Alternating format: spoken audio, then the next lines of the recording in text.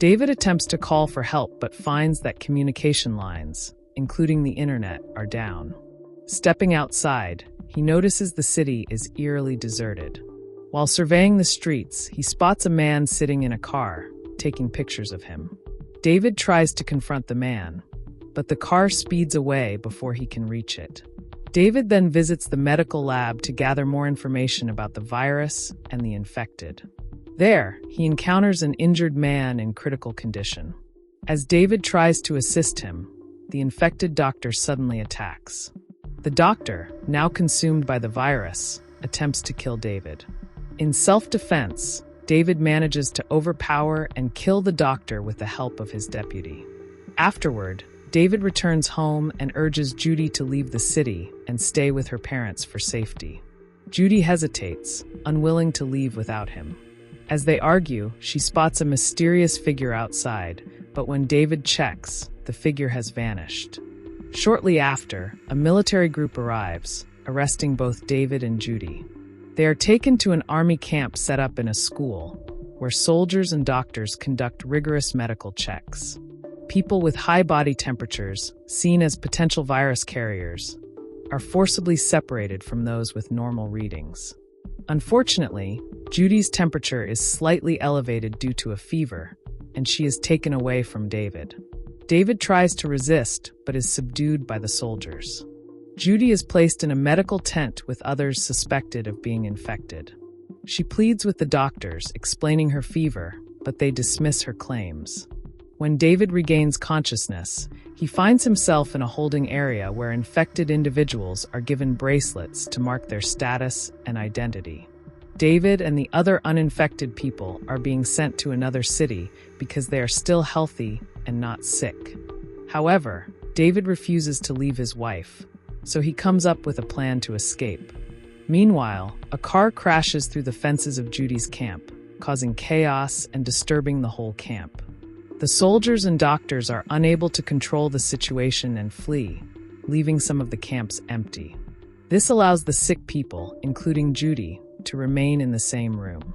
David arrives at the police station to save Judy and grabs his gun. He is not alone in this mission. The deputy joins him to help rescue her. Judy is still tied to a bed and looks at the nurse lying beside her. They talk to each other, and as they do, they see the school principal approaching their room, armed. Bill, now fully infected, begins killing everyone mercilessly. Judy and the nurse are terrified as Bill approaches the nurse to kill her. In a desperate move, Judy screams loudly, distracting Bill. At that moment, David and the deputy arrive and shoot Bill, saving both women's lives. They quickly leave the area to find a safer place. While passing by the nurse's friend's house, the nurse insists on checking on her friend to make sure she's okay. When they arrive, her friend is unharmed and assures them that her mother is fine too. But soon, soldiers surround the area, and one begins searching the house. The group hides in a field. The soldiers find the mother and begin testing her blood. In an attempt to protect her, the nurse's friend runs out to save her mother, but the soldiers shoot them both and burn their bodies. The group is shaken, realizing that the soldiers have been ordered to kill anyone who isn't infected or a soldier. The next day, David takes everyone to his house, which he had originally prepared for his child. While the nurse and deputy work on fixing the car, David and Judy go inside. David collects supplies, while Judy goes to her child's room, where she encounters the wife of the old man, now fully infected. When David enters the room, he finds Judy tied up. Suddenly, the old man's wife attacks David, completely insane from the virus. She grabs a knife from the table and threatens him with a gun.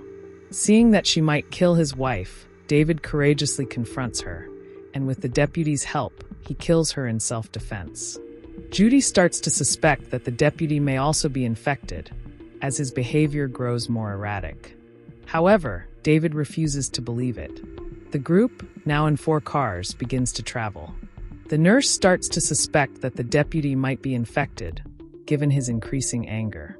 As they argue, David urges them to stop fighting because a helicopter is hovering above them, preparing to attack. They need to find a place to hide. David decides to change course and drives toward a car wash. However, more challenges await. While waiting for the helicopter to pass, another car enters the car wash, blocking their exit. As they try to escape, infected people who were working at the car wash attack them. After a tough struggle, they manage to kill the attackers and get out. However, one of the infected attacks the nurse, stabbing her in the neck with a pipe, killing her.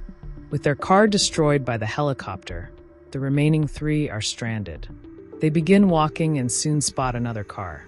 The deputy, growing increasingly aggressive, sets a trap on the road, causing the car to crash.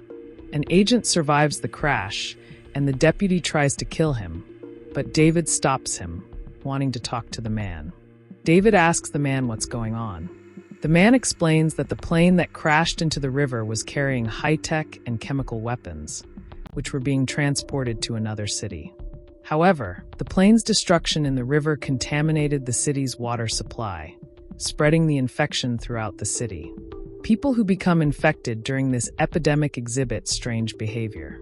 They grow mentally unstable, consumed by anger, because the virus affects the human mind.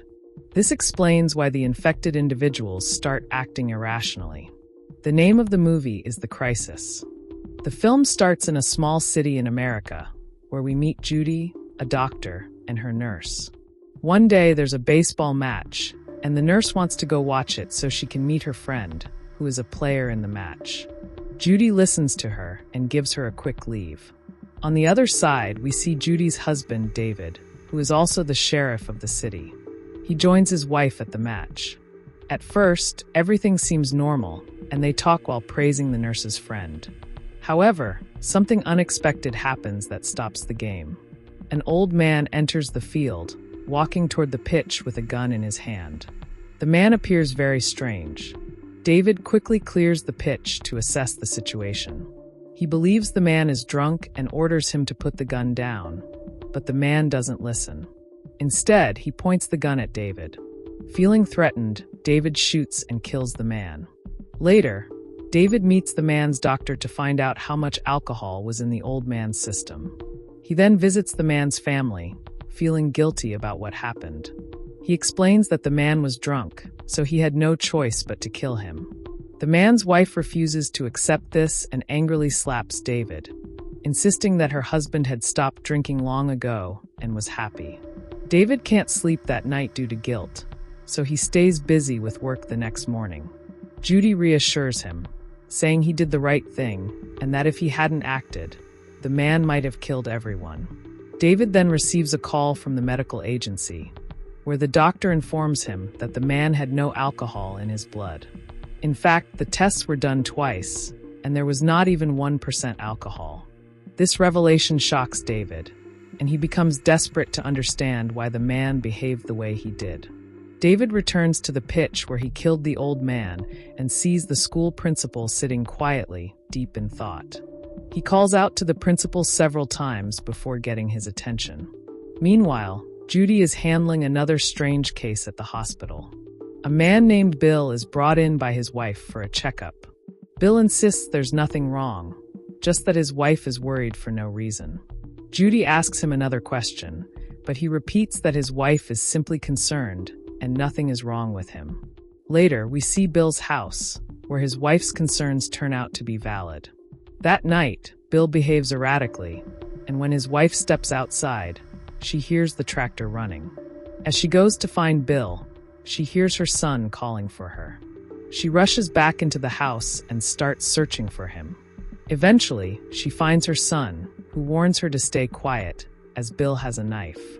The mother hides with her son in the closet, but they are terrified when they hear Bill climbing the stairs. Unfortunately, Bill finds them, locks the door from the outside, pours petrol around the house, and sets it on fire, killing his wife and son. At the same time, Judy and David arrive at the scene. They see the house burning and ask witnesses who reveal that Bill was cutting the grass when the fire started. Judy and David approach Bill and question him, but he remains silent. David begins to whistle, an unsettling and erratic action. Seeing this, Judy becomes very angry. However, the strange events don't stop there. A group of people hunting by a river discover a dead body, later identified as a Japanese pilot. David and his deputy, along with their team, set out on a boat to investigate the body and its origin. They discover a wrecked plane submerged in the river near their city. As they investigate, they realize they are being watched by a drone. It is revealed that a strange virus has spread throughout the city, infecting people and drastically altering their behavior. David traces the city's water supply, which comes directly from the river. He begins to suspect that the virus might have entered the water through the crashed plane. His suspicions deepen when he learns that the first household to receive water from this supply was that of the old man he had killed. Bill's house, where strange and violent behavior also occurred, is along the same supply line. Concerned, David approaches the mayor, urging him to stop the water supply to prevent further infections. He explains the connection between the crashed plane, the river, and the city's water supply, which seems to be the source of the behavioral changes. However, the mayor refuses, citing that cutting off the water would destroy crops and ruin the city. Despite David's warnings, the mayor declines to act. Determined to protect the city, David takes matters into his own hands. He shuts off the water supply and dismantles the pipeline from the river to prevent further contamination. Returning to the police station, David and his deputy find Bill lying motionless on the ground, with blood around him. Initially, they think he's dead, but as they approach, Bill suddenly gets up and violently attacks them. It becomes clear that Bill is also infected by the virus, making him uncontrollable. Suddenly, the deputy kills the man. David fears that the deputy has also become infected. Quietly, David reaches for his gun, but before he can do anything, the deputy seizes the gun, gaining control of all the weapons, and now holds both of them at gunpoint. After a tense moment, David tries to calm the deputy down and cleverly manages to retrieve the gun. The deputy, now realizing that he is sick, asks David if he can stay with him for a while. David agrees, and the three of them continue their journey. They eventually reach a road leading to a bus stop, where they plan to find a truck. David makes a plan to escape, but the soldiers have blocked the road.